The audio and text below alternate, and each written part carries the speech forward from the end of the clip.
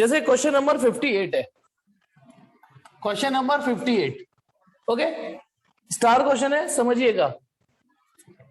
ये question NCERT में भी है, मैं भी एनसीईआरटी खोल के बता दूंगा कौन सा एग्जाम्पल नंबर, बस मैंने यहाँ वैल्यूज चेंज कर दी है। ये जो वैल्यूज मैंने दी है ये थोड़ी इजी है। क्या है क्वेश्चन? इन series RC circuit, RC circuit है, एक आर है और एक कैपेसिटर है, ठीक है। In series RC circuit R की वैल्यू 30 ओम है और कैपेसिटर की वैल्यू 0.25 यानी 1/4 माइक्रोफेराड है। 0.25 है ना। और ये किससे कनेक्टेड है? एक ऐसे एसी सोर्स के साथ कनेक्टेड है जिसका ई हमको दे रखा है 100 वोल्ट। तो ये कौन सा वोल्टेज है? ई आरएमएस हुआ। जिस वोल्टेज के आगे पीछे कुछ नहीं लिखा हो वो अपने आप ई आरएमएस एज्यूम कर लेना, ई वर्चुअल। और इसका जो ओमेगा भी दे रखा है। अच्छा, मुझे पता ही कैसे चला कि ये एसी है? क्योंकि एंगुलर फ्रीक्वेंसी एंगुलर फ्रीक्वेंसी दे रखी है तो वो एसी सोर्स ही होगा। 1 2 3 4 5 10⁵ रेडियन पर सेकेंड, ये ओमेगा दे रखा है। अब आगे क्या है? फाइंड द, सवाल तो बहुत इजी है। Find the current in the circuit. एक तो करंट हमें निकालनी है सर्किट में। Calculate the voltage across R and C, R और सी का वोल्टेज निकालना है। देखो क्या क्या निकालना है। एक तो आई निकालो, वोल्टेज अक्रॉस आर निकालो, वोल्टेज अक्रॉस सी निकालो। ये तीन चीजें पूछी है।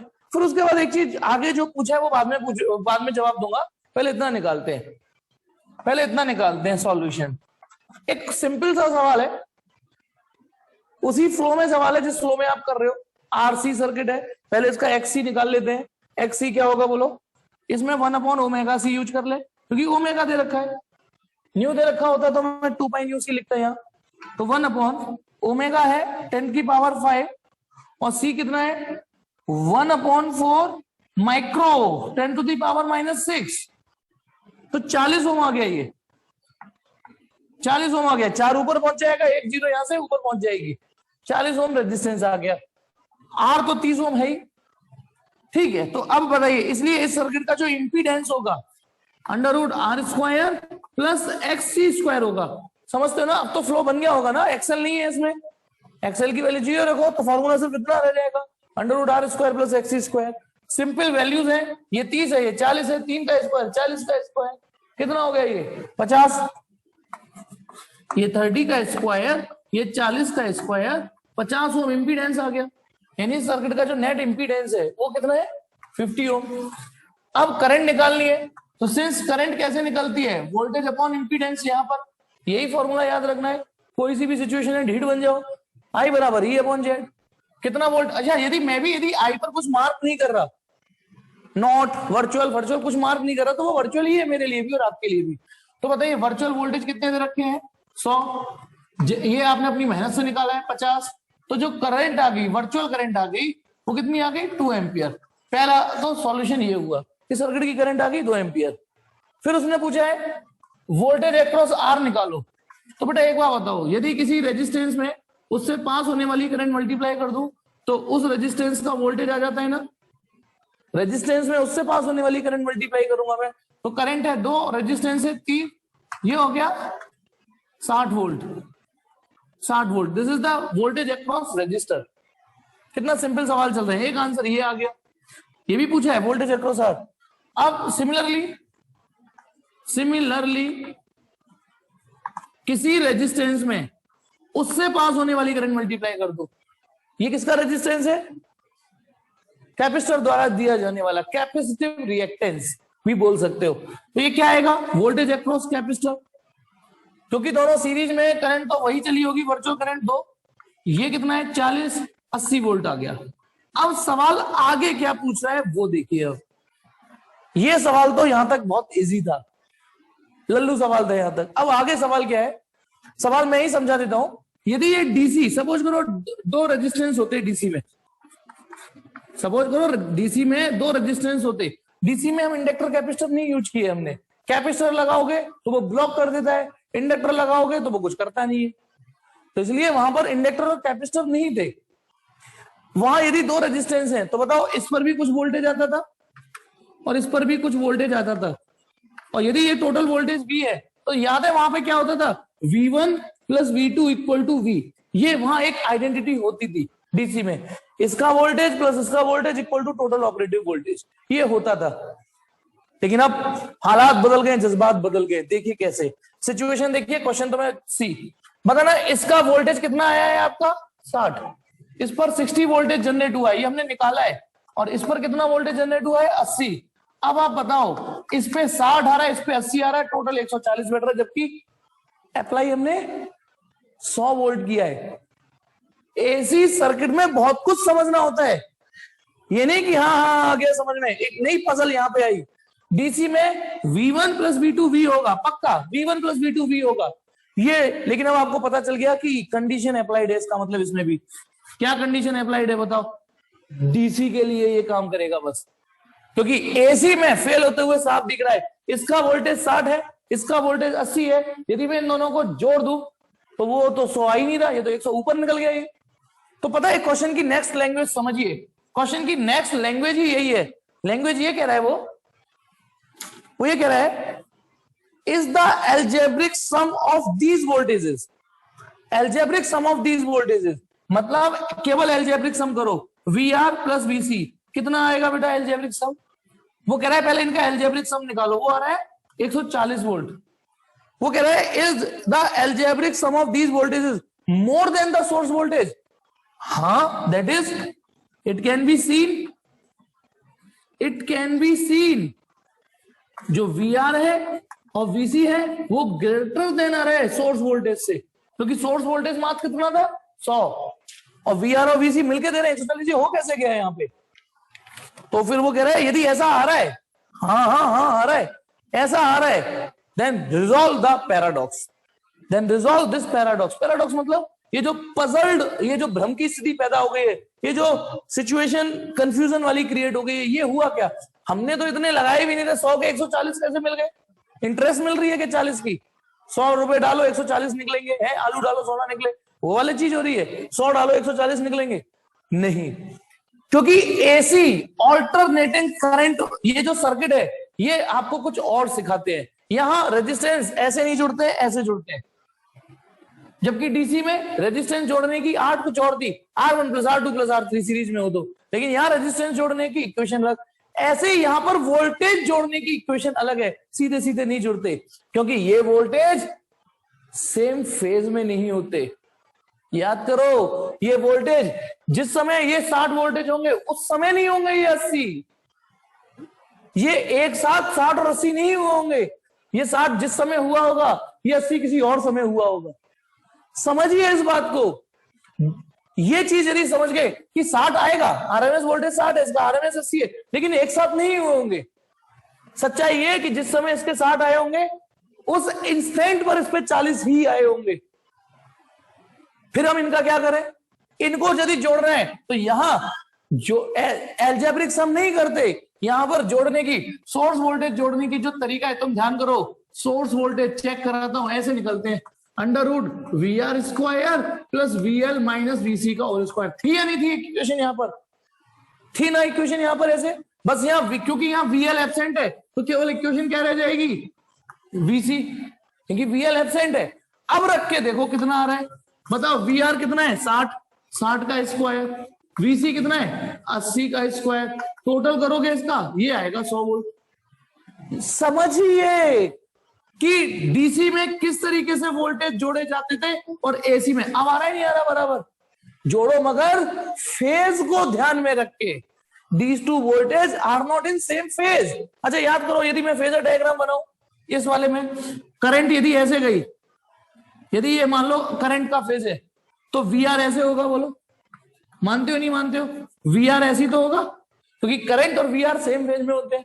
और वीसी, अब थोड़ी देर के लिए वी आर वाला एरो मत देखना, करंट ऐसे है तो वीसी पीछे होगा π/2, तो बता ना वीसी और वी आर सेम फ्लो में है ही नहीं, तो ये जुड़ नहीं सकते। जोड़ो मगर फेज को ध्यान में रख के।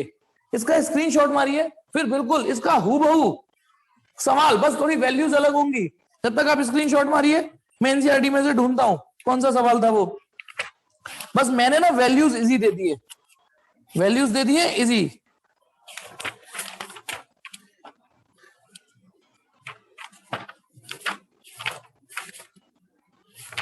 हाँ पेज नंबर 251 खोलिए बेटा, पेज नंबर 251 खोलिए। मेरा जो उद्देश्य था वो एनसीईआरटी के इस सवाल को कराना। पेज 251 पर एग्जाम्पल एनसीईआरटी का 7.6 है। एग्जाम्पल 7.6, क्वेश्चन की लैंग्वेज बोल रहा हूं मैं। एक रजिस्टर है 200 ओम का, एक रजिस्टर है 200 ओम का, ठीक है। एक कैपेसिटर है 15 माइक्रोफेराड का, 15 माइक्रोफेराड का, are connected in series, series में जोड़ दिया किससे, 220 वोल्ट 50 हर्ट्ज एसी सोर्स। बताइए, बस वैल्यू अलग है ना, सर्किट वही है ना। फिर आगे क्या कह रहे हैं, calculate the current in the circuit. इसमें भी करंट पूछी थी, इसमें भी करंट पूछी है, तो करंट उसी मेथड से निकलेगी। बस इसमें थोड़ी वैल्यू ऊट पटांग है, मेहनत करनी पड़ जाएगी। फिर क्या है आगे, कैलकुलेट द वोल्टेज, ब्रैकेट में हालांकि आरएमएस भी लिखा है, calculate the voltage across the resistor and capacitor. I पूछा, वीआर पूछा है, वीसी पूछा है, पूछा ही नहीं पूछा बोलो, वीआर वीसी तीनों पूछे। उसके बाद अगली लाइन क्या पढ़ी है उसने, is the algebraic sum of these voltages more than the source voltage? If yes, resolve the paradox। हूबहू वही क्वेश्चन है या नहीं है, बस वैल्यूज अलग कर दी। मैंने जो वैल्यूज डाली है वो ऐसी पिक करी है कि आपका सवाल का पर्पस सॉल्व हो जाए, सवाल की भाव समझ में आ जाए और फटाफट हो जाए। तो अब इसमें देखिए सॉल्यूशन केवल पढ़ते चलो, पढ़ते चलो। पहला, in order to calculate the current we need the impedance first. तो जेड कैसे निकलेगा, √r square plus XC square. फिर एक्सी वैक्सी इन्होंने निकाल के जेड निकाल लिया। फिर करंट कैसे निकलती है, ई अपॉन जेड या वी अपॉन जेड, ये वी अपॉन जेड, ठीक है। हाँ नहीं कॉपी नहीं किया मैंने, कॉपी किया एक्चुअली शीट में, थोड़ी वैल्यू अलग से ढूंढ के, थोड़ी स्मार्ट वैल्यू जो इजी हो रही है। अब देख नहीं रहे हो, इसका जेड आ रहा है 291.5। अब आगे देखिए बी, वी आर कैसे निकाला है, B B V R I into R, वो आ रहा है 151। वीसी कैसे निकाला है, आई एच सी, यही फिजिक्स है, वो क्या अलग फिजिक्स थोड़ी नहीं चला रहा, वो आ रहा है 160 पॉइंट। अब इन दोनों का एल्जेब्रिक सम किया तो 311 आ रहा है, जबकि सोर्स वोल्टेज मात्र 220 थे। तो आगे क्या लिखा हुआ है, how to resolve this paradox, as we have learned in the text the two voltages are not in same phase. ये जो दो वोल्टेज है ना वी आर वीसी, ये इसलिए नहीं जुड़ सकते क्योंकि ये सेम फेज में नहीं है। फेजर मतलब वेक्टर्स होते हैं, ऐसे मान लीजिए जो फेजर होते हैं वो वेक्टर की तरह रोल प्ले करते हैं, मतलब उनकी कैलकुलेशन वेक्टर की तरह होती है, उनकी कैलकुलेशन वेक्टर की तरह चलती है। हाँ तो क्या लिखा है, are not in same phase therefore they can not be added like ordinary numbers. उनको ऑर्डिनरी नंबर्स की तरह नहीं जोड़ सकते, जैसे डीसी में जोड़ के काम चल जाता था। समझिए बेटा, ये एसी की अपनी प्रॉपर्टी है कि यहां ना तो इंपीडेंस सीधे सीधे निकलता, ना वोल्टेजेस नेट वोल्टेज सीधे सीधे निकलते। नेट वोल्टेज निकालने के लिए ये फॉर्मूला है, नेट इंपीडेंस निकालने के लिए ये फॉर्मूला है। फिर आगे तो तुम समझ गए। देखो वी आर प्लस सी कैसे निकाला, √VR square plus VC square. Screenshot ले लीजिए, सेम सवाल है, बस मेरी वैल्यू थोड़ी आसान थी। चलिए अब मैं लाइन से, ठीक है, आज शीट खत्म करानी है मुझे। कल मैं एलसी ऑसिलेशन पढ़ाऊंगा और परसों ये खत्म, जन्माष्टमी की छुट्टी, फिर 2 दिन में EM वेव खत्म, उसके बाद ऑल्टरनेट शायद कर दूं बैच में आपका, ठीक है। हाँ तो देखिए क्वेश्चन है 43, शीट का 43, शीट का 43 क्वेश्चन। क्या बेटा, हाँ आउट ऑफ फेज का मतलब सेम फेज में ना होना। एक वर्ड जो यूज किया ना out of phase, out of phase का मतलब है सेम फेज में नहीं है, ये मतलब होता है। ये सेम फेज है, ठीक है। अब आ जाइए, the effective value of current in a 50 cycle AC circuit is 5 ampere. बताइए क्या मतलब है इस लैंग्वेज का, इफेक्टिव वैल्यू ऑफ करंट यानी आई इफेक्टिव कितनी है, 5 एम्पियर। किसमें, उस एसी सर्किट में जिसमें 50 साइकिल एसी सर्किट है, यानी ये फ्रीक्वेंसी है बेटा, और जरूरी नहीं है 50 हर्ट्ज या 50 पर सेकंड लेके, 50 साइकिल पर सेकंड भी ऐसा यूनिटी है, ठीक है। तो 50 हर्ट्ज। अब क्या कह रहा है, what is the value of current, what is the value of current 1/300 second after it is 0।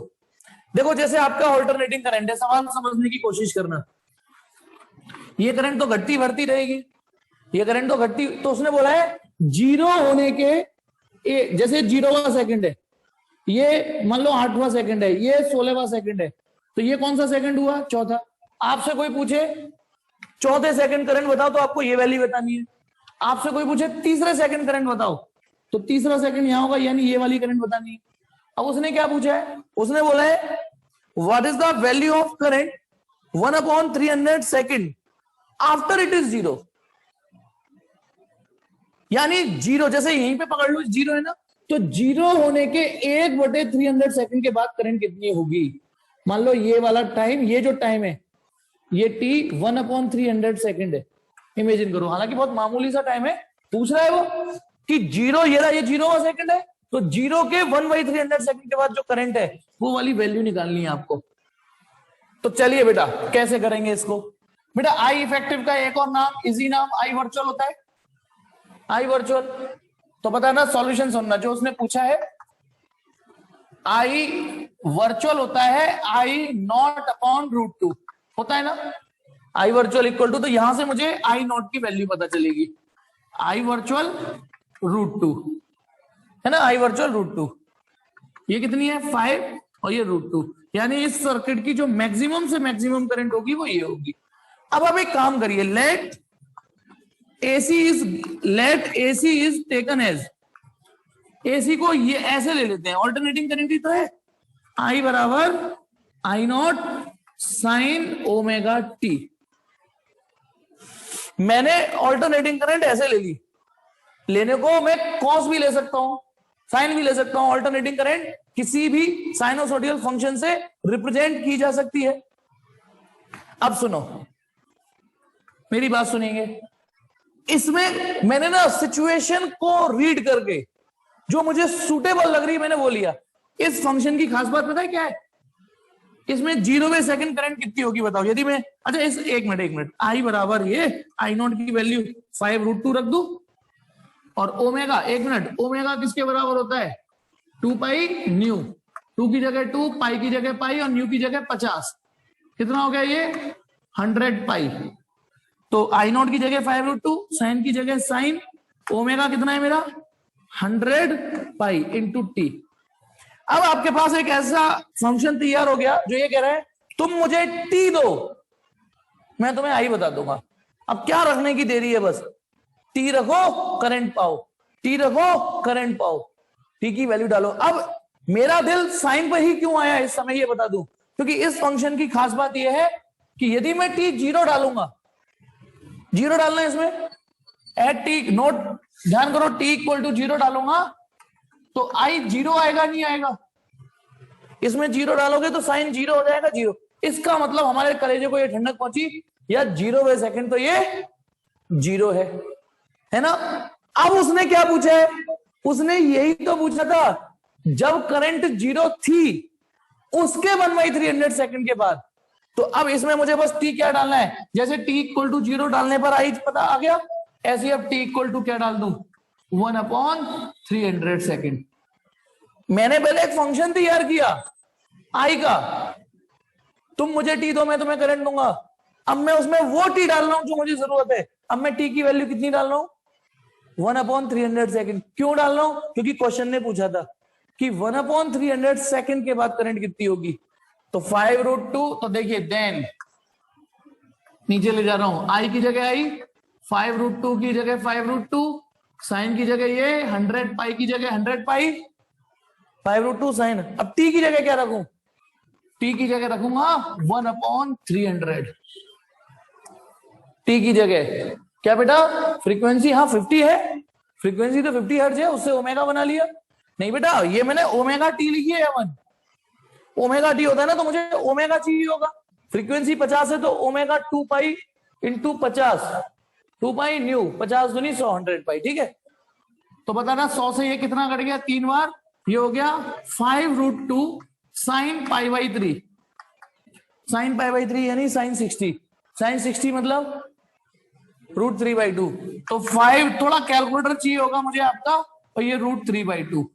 तो ये हो गया बेटा, कैलकुलेटर लगाओ 2.5 इंटू √6, आपकी करंट आ जाएगी। ये किस समय की करंट होगी, किस पल किस क्षण की करंट है ये है 1/300 सेकंड के बाद, ठीक है। अब जो भी आंसर है मैं लिख देता हूं, आप क्रॉस वेरीफाई कैलकुलेटर लगा के कर लीजिएगा। आंसर ये आ रहा है 6.124 एम्पियर, यही आएगा जहां तक है बेटा। क्वेश्चन की भावनाओं को समझिए, स्क्रीनशॉट मारिए बेटा, इसका स्क्रीनशॉट मारिए। आज ये कलेस में निपटा दूंगा, फिर आपसे पूछूंगा आपको कोई डाउट है या नहीं। ठीक, बहुत इजी सवाल है, जैसे फटाफट फटाफट देखते हैं एक और।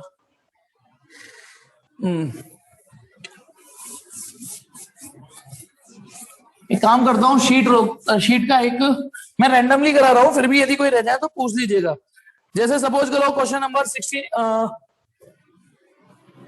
67, इजी, पहले एक एक नंबर के देख लो। 67 वो कह रहा है which is the best method of reducing current in an AC circuit and why. AC circuit में करंट को कम करना है, करंट का मैग्नीट्यूड कम करना है, कौन सा मेथड बेस्ट रहेगा। यहां आपके पास तीन तीन ऑप्शन है। आप रेजिस्टेंस से भी करंट को रिड्यूस कर सकते हो, इंडक्टर लगा के रास्ते में भी एक्सेल ऑफर करा के करंट कम कर सकते हो, और कैपेसिटर लगा के भी कम कर सकते हो। तो बताया था ना कौन सा तरीका अच्छा होता है, ये और ये और ये अच्छे होते हैं। रीजन याद है, रीजन ये याद है? नहीं, ये दोनों अच्छे होते हैं ये, क्योंकि जब ये किसी सर्किट में लगते हैं ना, एसी सर्किट में, तो करंट को कम कर देते हैं और power required for their maintenance of the current वो जीरो रहेगी। क्योंकि करंट ये भी कम करता है, करंट ये भी कम करता है, ये भी, पर इसके नखरे हैं इस सर्किट में करंट को मेंटेन कर, नहीं दोनों ही अच्छे बेटा, दोनों ही अच्छे बेटा। हाँ, दोनों में ही पावर रिक्वायरमेंट, एवरेज पावर कितनी है, जीरो। आपका बिजली का बिल कम आएगा इनकी वजह से यूज करोगे तो। नेक्स्ट वो कह रहा है व्हाट इज द, अच्छा क्वेश्चन है 68, सुनिएगा, what is the phase difference between voltage across inductor and capacitor in an AC circuit. Inductor, जैसे कोई एलसीआर सर्किट होता है, तो उसने पता है क्या पूछा है, किसी एसी सर्किट में इंडक्टर और कैपेसिटर के वोल्टेजों का फेज डिफरेंस क्या होता है। तो देखिए ये करंट है, मान लो करंट, मैंने जो डायग्राम बनाया था उसको दोबारा बताता हूं। हाँ गौरव बेटा ठीक, इस पर जो वोल्टेज होंगे वो वीआर ऐसे आए थे ना, करंट और वीआर सेम फेज में। इस पर जो वोल्टेज थे वो करंट से वीएल π/2 आगे थे, और इस पर जो वोल्टेज थे वो करंट से π/2 पीछे थे। तो अब आप बताओ इन दोनों में फेज डिफरेंस पूछा है, साफ दिख रहा है, आई नॉट से ये π/2 आगे है, आई नॉट से ये π/2 पीछे है, तो इनमें आपस में एंगल 180 डिग्री यानी पाई, कुछ भी बोल दो, ठीक है। ये हो गया क्वेश्चन नंबर 69। वो कह रहे हैं what is the power dissipation in an AC circuit in which voltage की इक्वेशन तो ये दे रखी है 300 साइन ओमेगा टी प्लस π/2, ये वोल्टेज की इक्वेशन है, और करंट की इक्वेशन 5 साइन ओमेगा टी है। तो उसने एवरेज पावर बोला है। अब सीआईडी की नजर चाहिए, तुरंत बता देना पावर जीरो होगी। कैसे बताया जीरो, देखो ये रही करंट, ये रही वोल्टेज, वोल्टेज π/2 लीड कर रहे हैं, एग्जैक्टली π/2 लीड कर रहे हैं, तो ये प्योर इंडक्टिव सर्किट हुआ। पहचानो सीआईडी वाली नजर, क्लू मिल गया।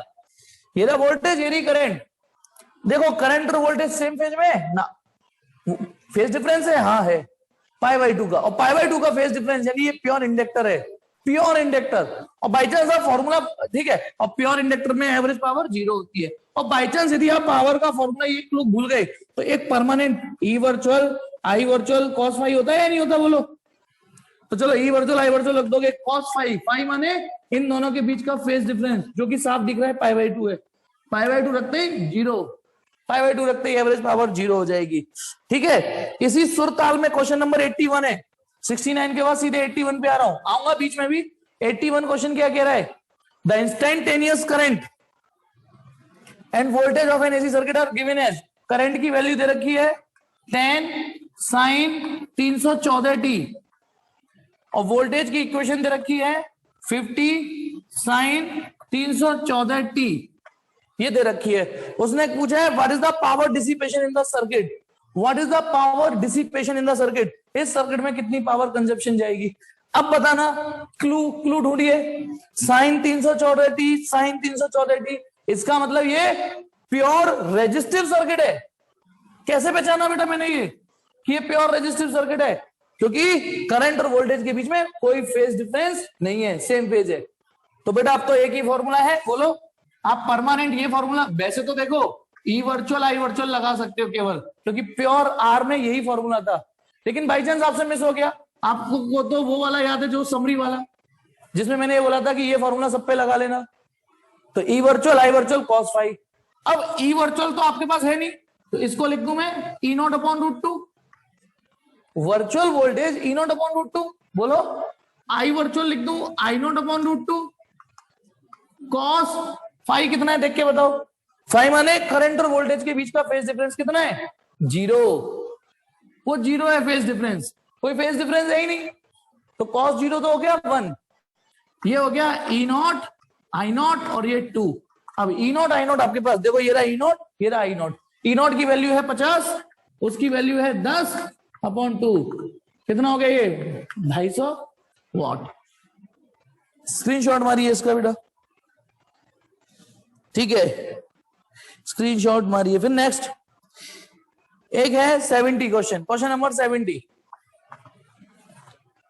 An ideal inductor is in turn put across a 220 volt। Ideal inductor का मतलब उसमें रेजिस्टिव इफेक्ट नहीं है क्या बेटा, यदि V और I का ओमेगा डिफरेंट हो, हाँ, यदि V और I का ओमेगा डिफरेंस हुआ तो वो सेम फेज नहीं होगा, लेकिन ऐसी सिचुएशन AC में नहीं आएगी, क्योंकि जिस फ्रीक्वेंसी के वोल्टेज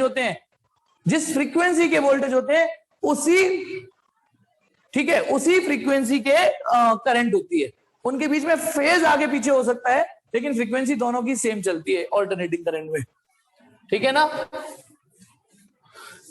चलिए अब आ जाइए नेक्स्ट क्वेश्चन नंबर 70। क्या कह रहे हैं बेटा, वो एक आइडियल इंडक्टर है, is in turn put across, एक आइडियल इंडक्टर है, देखो ये रहा, समझना, इसको 220 वोल्टेज के साथ लगा दिया, उसी आइडियल इंडक्टर को, आइडियल इंडक्टर समझ रहे हो ना, तो उसमें रेजिस्टिव इफेक्ट नहीं है, और इसको भी 220 वोल्टेज से लगा दिया, लेकिन यहां उसकी फ्रीक्वेंसी 50 हर्ट्ज है और यहां फ्रीक्वेंसी 100 हर्ट्ज है, तो तुम्हें ध्यान है ना, चाइना की बकरी है, इसका जो रेजिस्टेंस है वो इसका जो रेजिस्टेंस है अपनी वैल्यू के साथ साथ इस पर भी डिपेंड करता है। Frequency can change the resistance of inductor and capacitor, ये आपको दिमाग में रटना है अब, कि कैपेसिटर और इंडक्टर इसी वजह से तो चाइना की बकरी उनको नाम पड़ा। फिर आगे क्या कह रहा है, will the current flowing through it in the two cases same और डिफरेंट। अब बताओ, एक जैसा इंडक्टर है, एक जैसे अप्लाइड वोल्टेज है, तो करंट सेम होनी चाहिए, नहीं होगी करंट सेम। रीजन बताओ क्या हो गया, वो रीजन ये हो गया कि फ्रीक्वेंसी तो अलग अलग है, यहां जो रेजिस्टेंस इफेक्ट होगा 2 पाई न्यू एल, और यहां जो इसका रेजिस्टेंस इफेक्ट होगा 2 pi nu dash L, just इसका दुगना रेजिस्टेंस होगा क्योंकि फ्रीक्वेंसी दुगनी है, तो रेजिस्टेंस तो अलग अलग आएगा ही आएगा। देखिए कल वाला क्वेश्चन 71 मैंने बताया था, वो अब आपको इसमें वही आंसर देना है कि एक LR सर्किट है, LR सर्किट है, L और R, वो कह रहा है हमने इसमें AC और डाल दिया, तो AC flowing in the circuit increases. वो ये कह रहा है कि हमने इसमें जैसी, इसी में जो कल थे क्लास में उन्हें पता होगा कि क्या, सबसे लास्ट सवाल कल का यही था, तो वो ये कह रहा है कि यहां जो करंट थी, यहां करंट थोड़ी बढ़ गई है, तो एक्सप्लेन द रीजन। तो कल उठाना 3 केस बताए थे मैंने, हो सकता है करंट सेम रहे, बढ़ जाए घट जाए, जब वो कह रहा है करंट बढ़ गई है तो आप वही वाला रीजन दीजिएगा। क्वेश्चन नंबर 72 ये बड़ा पूछा जाता है, वो ये कह रहा है 220 वोल्ट डीसी और 220 वोल्ट एसी कौन ज्यादा खतरनाक है। एक तो क्वेश्चन की लैंग्वेज ही होगी, इसने तो लैंग्वेज दूसरी तरीके से दे रखी है। वो कह रहा है 220 वोल्ट एसी ज्यादा खतरनाक होती है 220 वोल्ट डीसी के कंपैरिजन में, ये ज्यादा खतरनाक होती है बजाय इसके। ये उसका रीजन सिंपल है, जो ज्यादा होगा वो फोड़ेगा आपको, ज्यादा खतरनाक होता है ना, पर आप कहोगे ज्यादा कहां सर, ये तो 220 है, नहीं ये ज्यादा है, क्योंकि ये 220 वोल्टेज कांस्टेंट है, ये कांस्टेंट 220 है, 220 ही रहेगा ये, लेकिन ये 220 आरएमएस है ना। सोचो एसी के वोल्टेज के आगे पीछे कुछ ना लिखा हो तो वो आरएमएस होगी। तो अब आप बताना, यदि ई वर्चुअल यदि 220 है तो फिर ई वर्चुअल को ई नॉट अपॉन रूट 2 लिख दो भाई, ई वर्चुअल को ई नॉट अपॉन रूट 2 लिख दो, रूट 2 वहां पहुंचा दो, 220 √2 मल्टीप्लाई करो, क्या आ रहा है जो भी, इससे तो बड़ा ही आएगा ना, इससे तो बड़ा ही आएगा। 300 मान लेता हूं मैं, मुझे नहीं पता कितना आएगा, आप कैलकुलेटर लगाना। 330, 311 आ रहा है, 311 वोल्ट। मतलब मैंने सामने से देख के बताया है। हाँ 311 वोल्ट। अब आप बताइए, अब आपसे ही पूछूं 220 खतरनाक या 311 खतरनाक? ऑब्वियसली 311 खतरनाक होगा, इसीलिए 311 वोल्ट। वो सुनने में तो 220 लग रहा है, पर वो 220 आरएमएस वैल्यू है, पीक वैल्यू तो और ज्यादा होगी, तो खतरनाक हो गया कि नहीं हो गया? करंट चाहे पल भर के लिए थी, करंट को मतलब इंजरी पहुंचाने के लिए कोई घंटे 2 घंटे थोड़ी नहीं चाहिए, 1 सेकंड के अंदर 311 वोल्ट या इतनी पहुंच गई तो इंजरी तो हो ही जाएगी ना। हाँ यदि क्वेश्चन ये हो, नेक्स्ट क्वेश्चन मैं मैनिपुलेट कर देता हूं, ये तो शीट का क्वेश्चन था, हो गया। मैं एक मैनिपुलेट कर देता हूं कि डीसी 220 वोल्टेज हो और एसी की मैक्सिमम वोल्टेज 220 हो, तो अब ये खतरनाक है। अब बताओ वो खतरनाक क्यों हो गई? क्योंकि ये पल भर के लिए 220 होगी, क्योंकि ये पल भर के लिए 220 होगी, वो परमानेंट 220 मारेगा झटके। समझना मेरी बात, वो पल भर के लिए 220 हुई और ये परमानेंटली 220 हुई। समझ में आ गया ना? फिर वो खतरनाक हो जाएगी। अभी ये किसी ने क्वेश्चन फ्लैश किया इन्वर्टर का, इन्वर्टर की बात मत करो अभी, इन्वर्टर में ना मैकेनिज्म दूसरा होता है। इन्वर्टर में कन्वर्टर होते हैं। कन्वर्टर क्या होता है कि जब हमारी लाइट आ रही होती है तो वो इन्वर्टर एसी को डीसी में कन्वर्ट करता है और बैटरी को चार्ज करता है। बैटरी डीसी से चार्ज हो रही होती है, वो जो डब्बा होता है ना वो यही काम कर रहा होता है। और फिर जब लाइट चली जाती है तो बैटरी से डीसी लेता है और उसे एसी बना के हमको देता है। तो इतना डिटेल में नहीं जाना मुझे अभी। चलिए क्वेश्चन देखिए, 73rd क्वेश्चन नेक्स्ट। वो ये कह रहा है कि जो ऑर्डिनरी गैल्वेनोमीटर होता है, ordinary MCG, moving coil galvanometer, जो पास में हमने पढ़ा था, एक ऑर्डिनरी गैल्वेनोमीटर जो कि हम डीसी के लिए यूज करते हैं, can not be used to measure an AC. AC के लिए नहीं कर सकते। अब बुद्धि लगाओ, जिसे उसका प्रिंसिपल पता होगा वो बता देगा। बताइए जो ऑर्डिनरी गैल्वेनोमीटर है उसे हम एसी क्यों नहीं मेजर कर सकते? वो इसलिए नहीं कर सकते क्योंकि याद करो उसमें एक कॉइल होती थी, करंट की वजह से टॉर्क आ जाता था, एक पॉइंटर होता था, है ना, यूं कॉइल घूमती थी तो पॉइंटर घूम जाता था, याद आया? अब इसमें तो करंट पलटी रहेगी, करंट पलट जाएगी तो टॉर्क पलट जाएगा, तो इसमें तो नौटंकी होती रहेगी। तो आप कहां से, है नहीं, आप एक स्टेबल रीडिंग नहीं ले पाओगे। और यदि जरूरत से ज्यादा फ्रीक्वेंसी हुई तो वो बीच में ही दिखेगा। फिर क्यों दिखेगा बीच में? जैसे आपको बल्ब का जलना बंद होना नहीं दिखता, नहीं दिखता ना, यदि फ्रीक्वेंसी ज्यादा हुई तो वो गैल्वेनोमीटर बीच में नहीं रखा रहेगा, ठीक है, पता भी नहीं चलेगा आपको। अब आ जाइए नेक्स्ट क्वेश्चन। मोस्टली क्वेश्चन है नेक्स्ट 76, बीच के आप कर लोगे, करवा चुका हूं, मिलते। Can we use a capacitor? Can we use a capacitor? बोल आगे बोल मनीष बेटा, टाइप कर। Can we use a capacitor instead of choke coil? Instead of choke coil. अच्छा चल इसको देख, फिर बाद में रिपीट करता हूं। Can we use a capacitor instead of choke coil for reducing AC? क्या एसी के नखरे कम करने के लिए हम कैपेसिटर की बजाय चॉक कॉइल, अब chalk coil is another name of inductor, तो मैंने बता, चाहे ये यूज करो चाहे ये यूज करो, दोनों का इक्वल वेटेज है, सेम वेटेज है। हाँ करंट, अब क्वेश्चन ये होता है कि हम कैपेसिटर की जगह रेजिस्टेंस यूज कर सकते हैं? नहीं यार, ये नहीं कर सकते। वो रेजिस्टेंस तो देगा लेकिन साथ में मेंटेनेंस भी चाहिए होगा। इसमें एवरेज, इन दोनों में एवरेज मेंटेनेंस पावर का कितना रहता है? 0। चलिए, at very high frequency of AC a capacitor behave as a conductor why? जब बहुत ज्यादा फ्रीक्वेंसी होती है तो कैपेसिटर कंडक्टर की तरह बिहेव करता है। थोड़ा सोचो खुद ही, कितना एजी है। वो ये कह रहा है बहुत ज्यादा फ्रीक्वेंसी हो, बहुत ज्यादा फ्रीक्वेंसी हो। हाँ बेटा अक्षर बिल्कुल ठीक। तो कैपेसिटर कंडक्टर की तरह काम करता है, सिंपल भैया। एक्सी होता है 1/2 न्यू सी। अब न्यू बढ़ेगा, बिल्कुल ठीक, as nu tends to infinity X C tends to 0। खत्म कहानी। फ्रीक्वेंसी जितनी बढ़ेगी कैपेसिटर का रिएक्टेंस उतना कम होता जाएगा। ठीक 78। चलिए बेटा बिल्कुल क्राइम पेट्रोल की तरह 78 सिंपल क्वेश्चन है 78 क्वेश्चन। फिर इसके बाद एनसीईआरटी उठाऊंगा, ठीक है? नहीं एनसीईआरटी नहीं, इसके बाद एक सवाल और कराऊंगा। फिर वो कह रहा है when an alternating voltage of 220 volt is applied across a device x. बेटा कोई डिवाइस एक्स है, उसका नाम नहीं खोला है, उसमें हमने 220 वोल्टेज एसी लगा दिए हैं, 220 वोल्टेज एसी लगा दिए हैं। रीजॉइन करना है पक्का? चलो तो कर लेते हैं।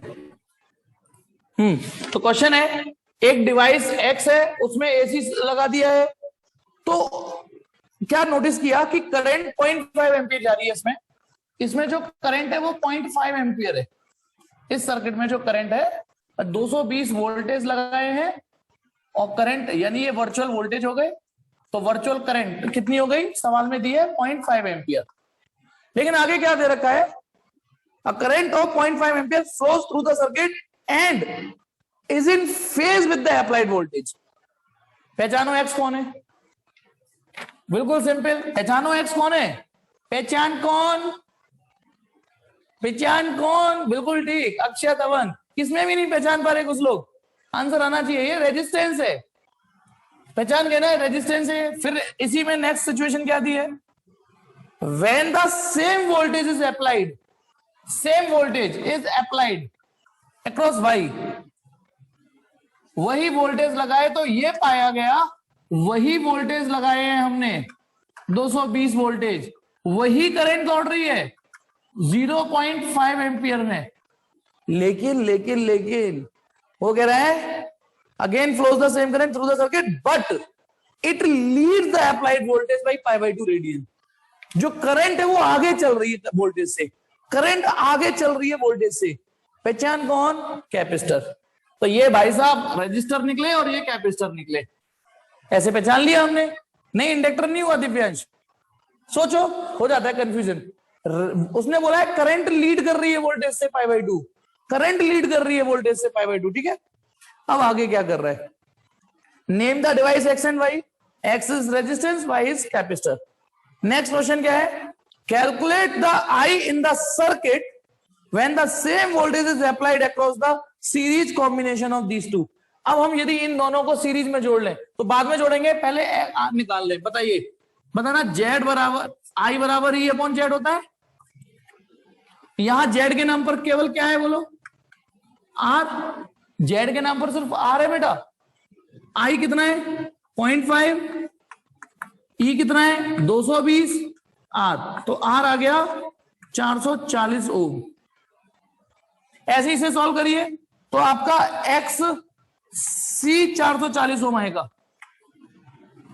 क्यों आएगा? क्योंकि यहां पर भी आप आई बराबर ई अपॉन जेड ही लगाओगे, बस जेड की जगह आप एक्स सी लिखोगे बस, बाकी वैल्यूज तो वही है, वही करंट है 0.5, वही वोल्टेज है 220 एक्सी, तो एक्सी हो गया 440। ठीक है, अब सिचुएशन क्या दी है उसने हमें कि अब इन दोनों को सीरीज में जोड़ दीजिए। तो होता ना, यदि रजिस्टर और कैपेसिटर सीरीज में जोड़ दूं, ये डब्बे जो थे, और उन्हीं वोल्टेज से जोड़ दूं अब 220, फ्रीक्वेंसी वही रहेगी, ठीक है, जो दी नहीं है लेकिन जरूरत नहीं पड़ेगी अब। तो बताना ये 440 ओम रेजिस्टेंस देगा आर, और ये 440 ओम रेजिस्टेंस देगा या नहीं देगा? अब दोनों के 440 कितने हो गए बोलो? 440 ये दे रहा है, 440 ये दे रहा है, तो टोटल बताओ कितना रेजिस्टेंस हो गया? 800? नहीं, रेजिस्टेंस ऐसे नहीं जुड़ते एसी में। ये जो जेड निकलेगा ऐसे निकलेगा। ये बड़ी कले से ध्यान रखना, एसी में ये गलती नहीं करनी, जुड़ते नहीं है, इनके लिए एक अलग संविधान बना हुआ है एसी सर्किट में। 440 जोश में होके होश नहीं खोना, ठीक है? तो ये हो गया 440 √2 ओम। अब करंट निकालनी है तो therefore current equal to E upon Z, current equal to E upon Z. फिर कर लेना, ई कितना है हमारा 220 वोल्ट और ये 440 और वो √2, तो फाइनली आई बराबर 1/2 √2 का ऊपर नीचे मल्टीप्लाई कर दो तो √2/4 1.414। अब इससे आगे मैं नहीं कर पाऊंगा, कर लेना। ठीक है। चलिए ऐसे मारिए बेटा, एक बढ़िया ग्राफिकल क्वेश्चन है 84, स्क्रीनशॉट मारिए। बहुत है सवाल करने को।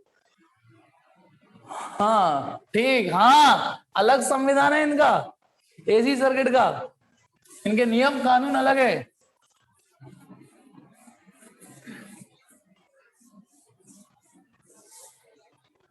चलिए नेक्स्ट है बेटा, बढ़िया क्वेश्चन है 84th क्वेश्चन, बहुत सेंसिबल क्वेश्चन है, मतलब इजी भी है। Plot a graph, graph plot करना है, showing the variation of net impedance of series combination of resistor and capacitor as a function of angular frequency.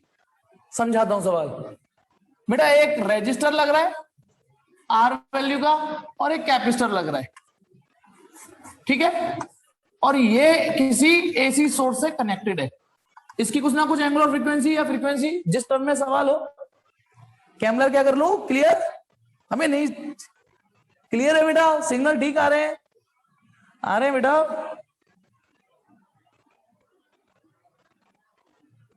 हाँ और मुझसे ना एक चीज और, वीडियो जो तुम मांगते हो ना वो है नहीं, पार्ले जी खाना पड़ रहा है यहाँ पे। अपनी ऐप क्या मैं पिक्चर बनाना चाह रहा हूँ बेटा, सब्सक्राइबर, अरे सब्सक्राइबर के नाम पे कुछ नहीं है बेटा मेरे। हाँ मेरा, मैं तो चाहता हूँ यार कोई यार मुझे पिक्चर में ले ले, छोटा मोटा रोल, चाहे हीरो का ही दे दे रोल, चाहे हीरो का ही रोल दे दे। चलिए वैसे मैंने सुना है, देखा है, हीरो से ज्यादा विलन बनने में फायदा है नहीं? हीरोइन को तो लेके वही उठा के जाता है, हीरो के पास तो उस गाने के लिए होती है बस थोड़ी बहुत देर के लिए। चलिए इधर देखिए अब, ओके इधर देखिए, अब क्वेश्चन पे आते हैं। ये रहा रजिस्टर, ये रहा कैपेसिटर, ठीक है। समझना, यदि पहले आप यहां समझिएगा एक सिचुएशन, याद दिलाता हूं, जब खाली कैपेसिटर था, मतलब अकेला कैपेसिटर था, और आपसे मैं कहूं एक ये ओमेगा कुछ ना कुछ फ्रीक्वेंसी है, तो आपसे कहा एक्सी और ओमेगा के बीच में ग्राफ खींचो, तो खिंचवाया है ग्राफ मैंने, ये याद है या नहीं? कैसे, क्या फिजिक्स थी कि एक्सी 1/ओमेगा सी था, तो XC inversely proportional to omega, तो ग्राफ ऐसे खिंचा था, याद है नहीं याद? अब आज क्या पूछा है मैं बता दूं आपको, आपसे ये पूछा है कि आप जेड और ओमेगा के बीच में खींचे ग्राफ तो कैसा आएगा। क्वेश्चन ये है, जेड और ओमेगा के बीच में आए तो कैसा ग्राफ खींचेगा। मैं एक काम करता हूं, वीडियो रिकॉर्डिंग रोक रहा हूं थोड़ी देर के लिए, आप अपने आप थोड़ा, चलिए बताता हूं। देखिए मुझे ये, अब सॉल्यूशन स्टार्ट करते हैं। अब जेड देखो यहां पे क्या है, सबसे पहले तो यहां जो जेड है वो होगा √r² प्लस एक्सी स्क्वायर होगा ना, और यहां पर r² प्लस एक्सी को 1/ओमेगा²c² लिख सकता हूं या नहीं, या फिर ऐसे समझ लो कुछ, क्योंकि सबको नहीं समझा पाऊंगा। बताना एक्सी 1/ओमेगा c होता है, डन करो इस बात को पहले, एंड इक्वेशन 1, और जेड इस सर्किट का जो इंपीडेंस होगा वो r² प्लस एक्सी² होगा। मुझे जेड में और ओमेगा में ग्राफ खींचना है, तो चलिए देखिए, बताइए, कुछ रैंडम वैल्यूज ले रहा हूं मैं।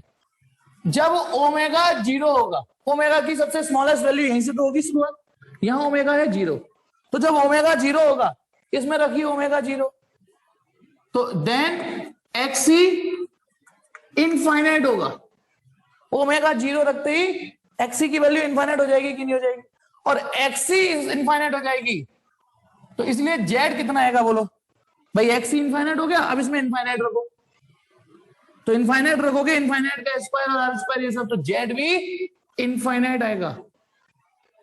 रुकिए और समझिए इन वैल्यूज को।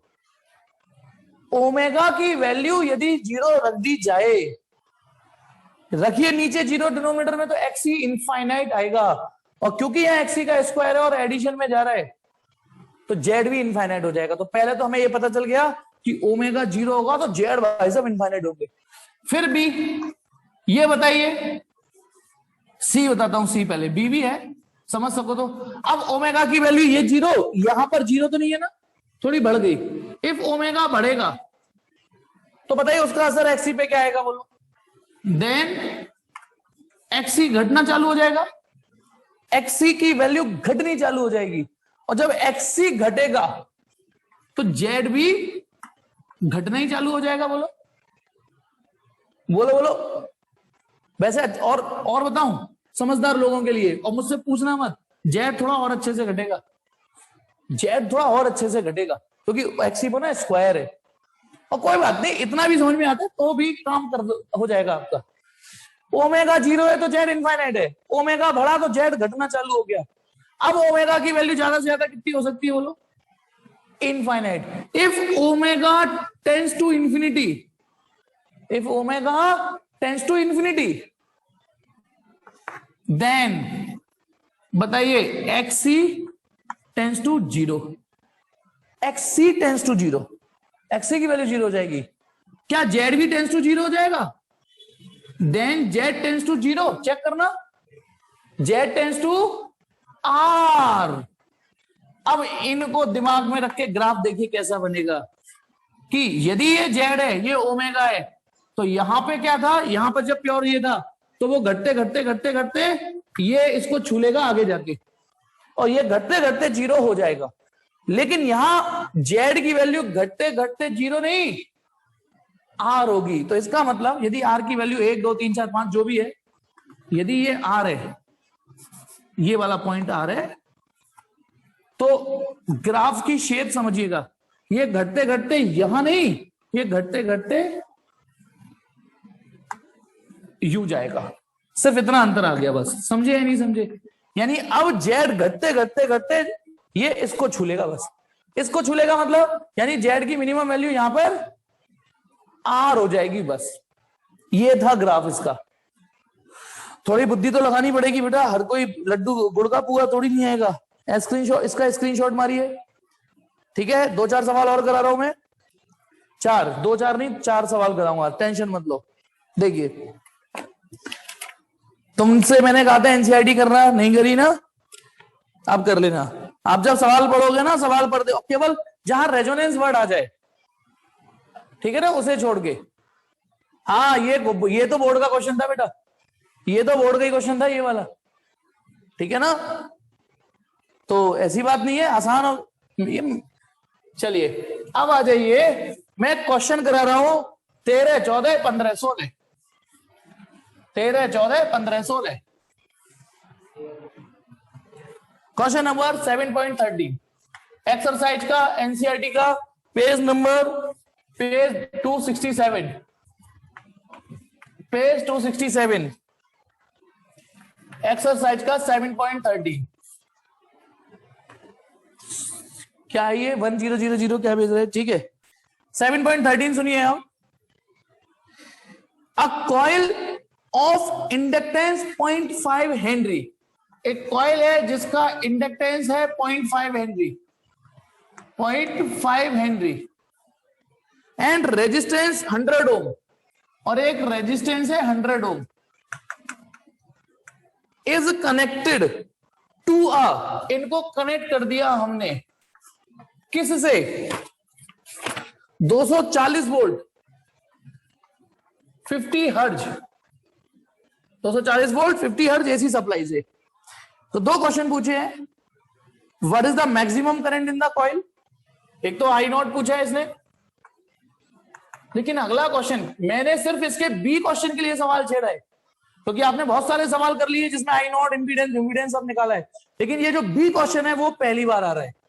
क्या पूछा है B? What is the time lag between the voltage maximum and current maximum, time lag between current maximum and voltage maximum, ये चीज पूछी, और अभी तक आपने ये सवाल नहीं किया है। चलिए वो मेरी जिम्मेदारी है, मैं कराऊंगा, टेंशन मत लो। तो चलिए सॉल्यूशन स्टार्ट करते हैं, सवाल का मतलब भी समझाऊंगा। पहले पहला सवाल, क्या पहला सवाल तो कर सकते हो ना? पहला सवाल फटाफट फ्लो देखिए, फटाफट अब तो आप प्रैक्टिस हो जानी चाहिए। पहले एक्सेल निकाल लो, एक्सेल निकलेगा 2 पाई न्यू एल से, है ना, कि इसने कितना रेजिस्टेंस दिया। तो 2 की जगह 2, पाई की जगह 3.14, फ्रीक्वेंसी की जगह 50 और एल की जगह 0.5। कितना आ गया ये? 157 आ गया ना। देखना कुछ गड़बड़ है? नहीं नहीं नहीं नहीं, नहीं। इसे 1/2 कर दो, 2 से 2 कट गया, 31.4। 31.4 करना प्लीज बेटा, करो करो करो करो। एक्सेल 15.7 या 157 ओम, 157 ओम। आर आपका दे रखा है, आर में कुछ करने की जरूरत होती नहीं है, आर आपका 100 ओम है। तो अब सबसे पहले जेड, इसीलिए जेड कैसे निकलेगा इसका? √r² plus XL square. बोलो कर लोगे? मैं बस वैल्यू बना बना के छोड़ देता हूं। ये 100² प्लस 157 का स्क्वायर। ओके, कर लेना, जेड आ जाएगा। और जब जेड आ जाएगा, जो भी आई, फिर आई कैसे निकलेगा? E/Z से। लेकिन रुकना, ये आई, ये जब 240 रखोगे और जेड ये रखोगे तो आई नॉट नहीं निकलेगा, आई वर्चुअल निकलेगा। बताओ क्यों? क्योंकि जब वर्चुअल वोल्टेज लगोगे तो वर्चुअल करंट ही तो निकलेगी। तो फिर आपको क्या करना पड़ेगा पीक करंट निकालने के लिए? इस क्या करना पड़ेगा? तो I virtual equal to E virtual upon Z, उसको E0√2, नहीं मुझे क्या करना है? ई वर्चुअल, हाँ, ई वर्चुअल की जगह E0/√2 रख सकता हूं ना, और अपॉन जेड। समझ गए या नहीं समझ गए? प्रेशर मत बनाओ, आप पहले आई वर्चुअल निकाल सकते हो, उसके बाद आपको कनेक्शन पता है आई वर्चुअल और आई नॉट में, I0/√2। आप पहले आई वर्चुअल निकाल लेना। चलो ऐसा करो, आई वर्चुअल निकाल लेना, उसके बाद ये निकाल लेना। पहले इतना स्क्रीनशॉट मारिए, ये आप अपने आप करना घर पे, ठीक है? इतना स्क्रीनशॉट मारो, ठीक है? ऐसे मारिए। अब क्वेश्चन नंबर बी देखिए इसका। बी क्वेश्चन के लिए मैंने ही ये सुर ताल छेड़ा बेटा। उसने पूछा क्या है सवाल? उसने पूछा है, अच्छा ये बताइए, ये आरएल सर्किट है, आरएल सर्किट है। यदि यहां पर आई बराबर I0 sin ओमेगा टी मानता हूं, है ना, तो वोल्टेज की equation E0 sin omega T plus phi होगी, जो क्या साबित करता है कि करंट और वोल्टेज सेम फेज में नहीं है। आराम से तसल्ली से समझाऊंगा, जल्दबाजी मत करना सर, छोड़ दो। यहां पर ये करंट की इक्वेशन रहने वाली है। यदि ये प्योर आर होता, अच्छा सपोज करो ये प्योर आर होता, तो इक्वेशन ये होती, मात्र होती या नहीं होती? बोलो।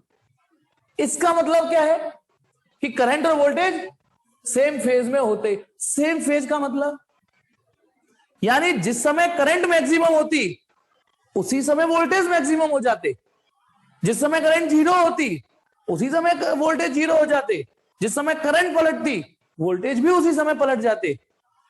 यानी इमेजिन करो, यदि करंट 6 बजे मैक्सिमम हुई है मान लो, तो वोल्टेज भी 6 बजे मैक्सिमम हो गए। उनके बीच में कोई टाइम लैग, टाइम गैप है ही नहीं। लेकिन क्योंकि ये आरएल सर्किट है, तो कुछ ना कुछ करंट और वोल्टेज के बीच में फेज डिफरेंस रहेगा। और फेज डिफरेंस का मतलब होता है चीजें आगे पीछे चलेंगी, चीजें आगे पीछे। मान लो करंट 6:15 बजे मैक्सिमम हुई है, मान लो 6:15 बजे करंट मैक्सिमम हो गई है, I=I0 हो गई है, करंट की वैल्यू मैक्सिमम है, तो वोल्टेज हो सकता है 6 बजे ही मैक्सिमम हो गया हो। समझ गए नहीं समझ गए? वोल्टेज लीड करते हैं यहां, जब वोल्टेज लीड कर रहे होते हैं, तो जब वोल्टेज लीड कर रहे होते हैं तो वोल्टेज वो स्टेटस पहले ही अचीव कर लेता है जो करंट अचीव करेगी। मैंने उस दिन बताया था ग्राफ में कि वो पहले हो लेता है। जब दो लोग भग रहे होते हैं ऐसे, तो इसके स्टेशन पहले आएंगे, इसके भी आएंगे, लेकिन थोड़ी देर बाद में आएंगे। तो बताइए इनके बीच में टाइम लैग कितना है? 15 मिनट। 15 मिनट। आंसर बेटा मुझे नहीं पता, अक्षत आप चेक कर लेना। समझ में आ गया? तो वो 15 minute is the time lag between current maximum voltage maximum. Question उसने यही पूछा है कि इस सर्किट में करंट की मैक्सिमम वैल्यू और वोल्टेज की मैक्सिमम वैल्यू के बीच में टाइम लैग कितना होगा। हालांकि ये सवाल कभी बोर्ड में कभी नहीं आया है, कभी नहीं आया है ये वाला सवाल, लेकिन आप अपनी तैयारी पूरी रखिए ना। सर मुड़ाते ही ओले पड़ गए, तो इस कहावत का मतलब जानते हो? सर मुड़ाते ही ओले पड़ना, इस कहावत का मतलब, इसका मतलब ये कि एक आदमी ने गंजी कराई और जिस दिन गंजी कराई उसी दिन बाहर निकला तो बारिश ही नहीं, ओले पड़ने लग गए। और जब टकले पे ओले पड़ते ना बहुत तेज लगती है।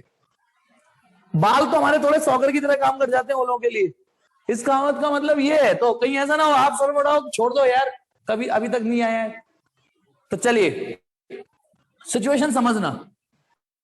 यहां पर पहले आपको फाई निकालना पड़ेगा, ठीक है? फाई, और फाई निकालने के लिए हमारे पास एक फॉर्मूला है, since tan phi equal to XL minus XC upon R होता है, जिसमें एक्सी का कोई रोल नहीं है, यहां है ही नहीं कैपेसिटेंस। मेरे अंगने में तुम्हारा क्या काम है? एक्सी हटा। एक्सएल की वैल्यू तो है ना हमारे पास, 157 निकली थी, और आर की वैल्यू 100 है ही है।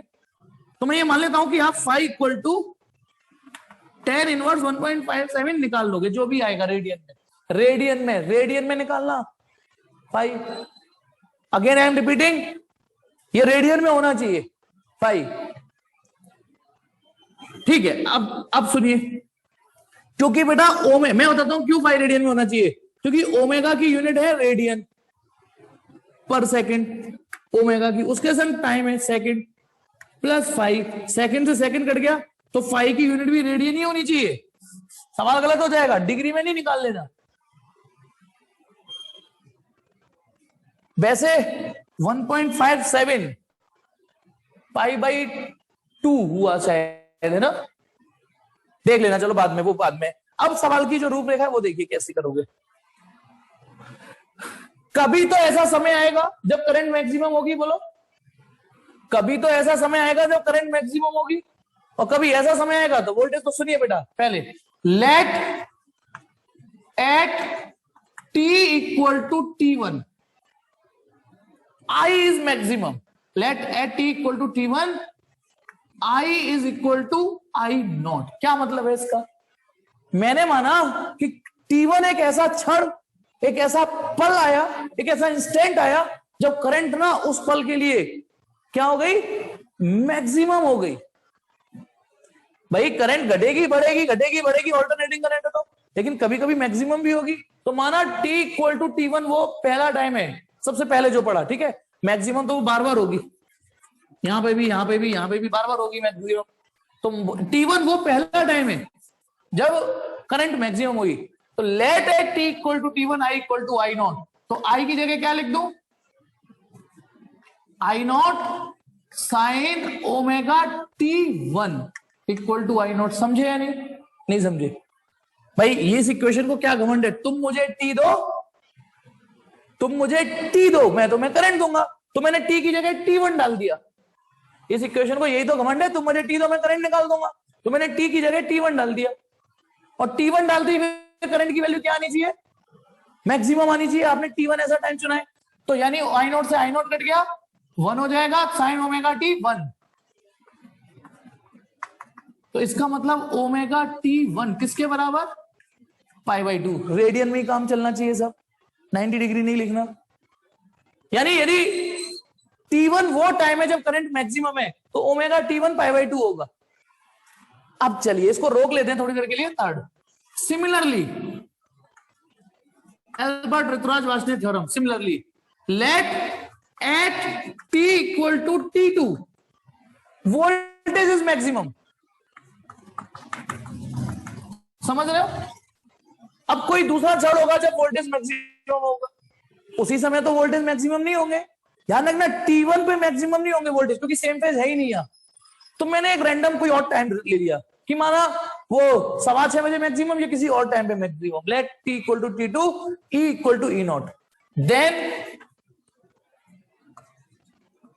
फ्रॉम 1 और यहां देन फ्रॉम 2। अब मैं इस इक्वेशन का प्रयोग करूंगा। बताइए E की जगह क्या लिख दूं? E not sine omega T2 plus 5। समझिए क्या यूज किया मैंने? इस इक्वेशन को यूज किया। ये इक्वेशन तू बड़ा चिक रही थी कि हम तुझे टाइम देंगे तो तू वोल्टेज बताएगा, चल हमने तुझमें t इक्वल टू T2 डाल दिया। T2 वो टाइम है जब वोल्टेज मैक्सिमम थे, तो मैंने यहाँ T2 डाला, यहाँ E0 लिख दिया। T2 डालते ही E0, ठीक है, तो E0 से E0 कट गया, साइन ओमेगा T2, बताइए sine omega T2 plus five equal to 1, compare करोगे तो इसका मतलब omega T2 plus five equal to pi by 2। Hopefully कि यहां तक समझ में आया, ठीक है। अब इनको सब्ट्रैक्ट कर दो, किसी को किसी में से भी सब्ट्रैक्ट कर दो, किसी को किसी में से भी सब्ट्रैक्ट कर दो। इसमें से इसे सब्ट्रैक्ट कर रहा हूं, 3 माइनस 4, -1 नहीं लिखना कि 3 में से 4 गए -1। हाँ हाँ हाँ हाँ हाँ, ठीक है। चलिए ओमेगा T1 में से ओमेगा T2 प्लस, समझ जाओगे कि मैं क्यों कर रहा हूं ये, तो RHS तो 0 आनी है क्योंकि दोनों की RHS पाई बाई 2 है। इसमें से ऐसे घटाया तो बताना, इसको अरेंज करो, omega T1 minus T2 minus 5, वो वहां जाके 5 हो जाएगा।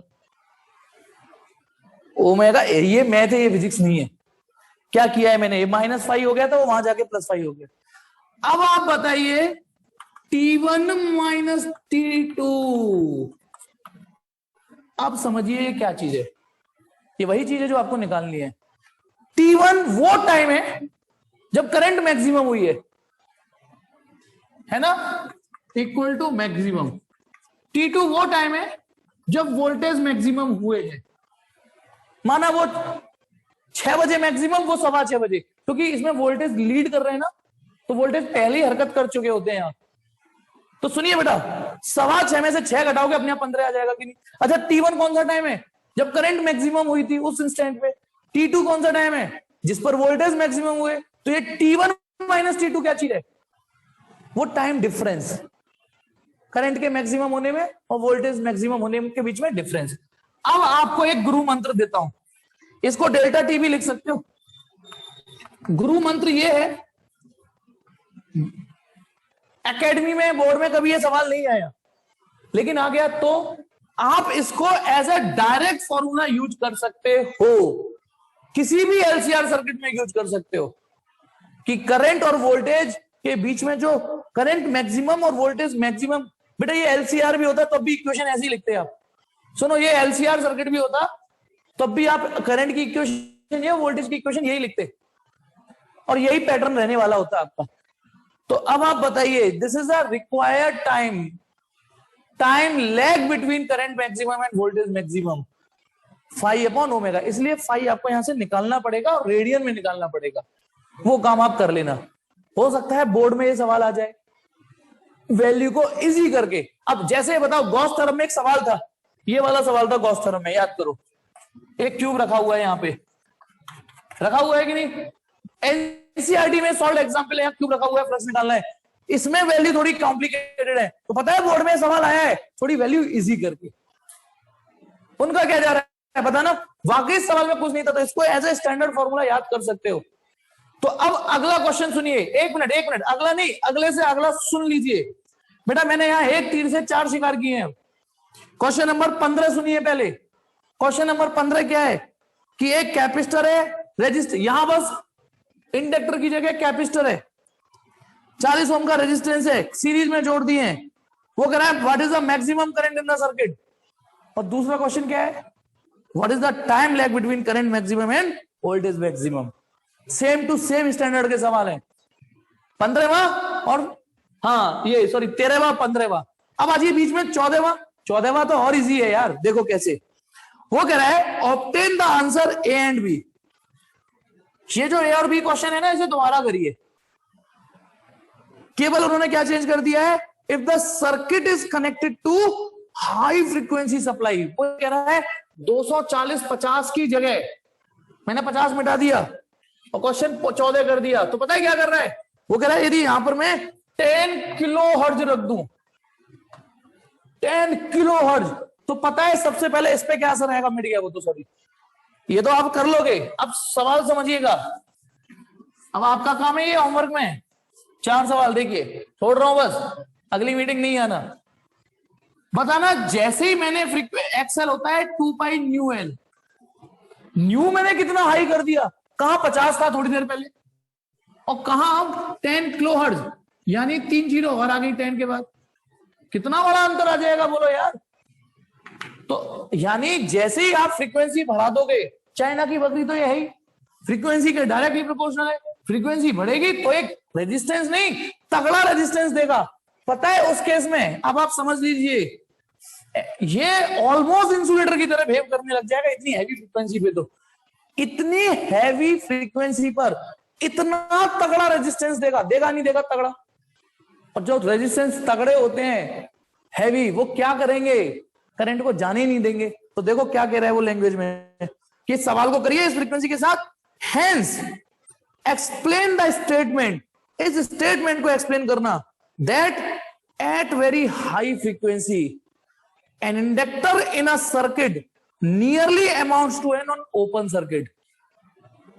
कि इंडक्टर हाई फ्रीक्वेंसी पर लगभग ओपन सर्किट की तरह हो जाता है। क्या होता है ओपन सर्किट बोलो, ओपन सर्किट क्या होता है? देखो ये होता है ओपन सर्किट, करंट नहीं जाने देगा। ओपन सर्किट का मतलब जाने नहीं दूंगा साला करंट, ये भी नहीं जाने देगा। लेकिन नियरली वर्ड बोला है उसने, बताओ ऐसा क्यों? यदि ये frequency very very very very very high है तो this figure both are equivalent. Reason समझ रहे हो ना? एक हाई फ्रीक्वेंसी की एसी पर ये ऑलमोस्ट इंसुलेटर बन जाता है। फिर आगे एक और क्या लिखा है, फिर एक क्वेश्चन और डीसी के लिए, how does an inductor behave in a DC after the steady state. तो सबको पता है डीसी में ये क्या करता है भाई साहब, कुछ नहीं करता, स्मूथ पाथ देता है, एक्सेल जीरो रहता है हमेशा। इंडक्टर का डीसी में जो रिएक्शन है वो जीरो रहता है, वो कोई इंडक्टिव रिएक्टेंस नहीं देता। तो ये कंसेप्चुअल क्वेश्चन था। अब आजिए 15वां में बता चुका हूं, 16वां क्वेश्चन, वो जैसे 13वें का इक्विवेलेंट 14वां था, फ्रीक्वेंसी हाई कर दी 15वें के लिए, वैसे ही 16वां है। क्वेश्चन क्या कह रहा है 16वां, कि ऊपर वाला सवाल फिर से करिए, और भी यदि सर्किट में वही वोल्टेज हो लेकिन फ्रीक्वेंसी बहुत बढ़ा दें, बहुत बढ़ा दें, तो बेटा कैपेसिटर के साथ जब फ्रीक्वेंसी बढ़ाओगे तो क्या करेगा बोलो? कैपेसिटर में फ्रीक्वेंसी के इनवर्सली प्रोपोर्शनल होता है, फ्रीक्वेंसी बढ़ेगी बढ़ेगी बढ़ेगी बढ़ेगी बढ़ेगी बढ़ेगी बढ़ेगी, तो कैपेसिटेंस गिरेगा, एक्सी गिरेगा गिरेगा गिरेगा गिरेगा। तो उस केस में कैपेसिटर का जो रेजिस्टेंस है वो कैसा है? नेग्लिजिबल, यानी वो कंडक्टर की तरह बिहेव करने लग जाएगा। क्या लिख रहा है? And hence explain the statement that a capacitor is a conductor at very high frequency. समझिए, यानी ये हाई फ्रीक्वेंसी पर रेजिस्टर, ये सॉरी इंसुलेटर बन जाता है और वो कंडक्टर बन जाता है, क्योंकि उल्टा रिलेशन है। और फिर उसने कैपेसिटर का डीसी के साथ बिहेवियर पूछा है, तो कैपेसिटर डीसी के साथ जुड़ा होता है तो डीसी को ब्लॉक ही कर देता है। ये थी आज की कहानी। कल मैं एलसी ऑसिलेशन भेजूंगा, पढ़ाऊंगा, सॉरी भेजूंगा भी, एक्चुअली एक वीडियो भेजूंगा, पहले मैं ढूंढूंगा फिर भेजूंगा। वो एनिमेशन देखना, पहले देख लेना बेटा एनिमेशन, ठीक है ना? एनिमेशन देख लेना और उसके बाद कल वाला टॉपिक पढ़ने में मजा आएगा। एलसीआर में बेटा, एलसीआर में आने दो, एक रेजोनेंस टॉपिक आएगा अक्षर परसों मतलब नेक्स्ट क्लास में, तब बात